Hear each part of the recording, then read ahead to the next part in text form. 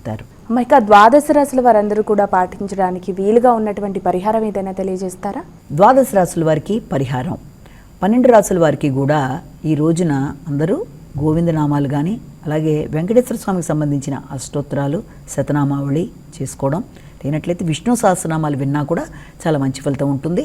ఒకవేళ మీ అంతటి మీరు చేసుకున్నా మంచిదే, చేసుకోలేని పక్షంలో విన్నా కూడా మంచి ఫలితం ఉంటుంది. కాబట్టి వీలైనంతవరకు వెంకటేశ్వర స్వామికి సంబంధించినవన్నీ కూడా మీకు మంచి ఫలితాన్ని ఇస్తాయి.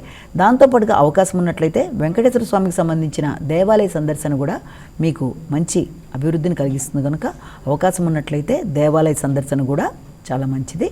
అలాగే ఇవన్నీ కూడా ఇప్పటిదాకా చెప్పుకున్న గోచారరీత్యా ఫలితాలకి మీకు ఎదుర్కొంటున్న చిన్నపాటి సమస్యల్ని అధిగమించడానికి ఈ చిన్న పరిహారాలు, లేనట్లయితే మీ ఇష్టదేవత ప్రార్థన కానీ ఇష్టదేవత దేవాలయ సందర్శన అయినా మీకు చక్కటి ఫలితాలు ఇస్తుంది. కనుక ఇవన్నీ కూడా వీలైనంతవరకు పాటించగలిగితే మంచి ఫలితాలు ఇస్తాయి.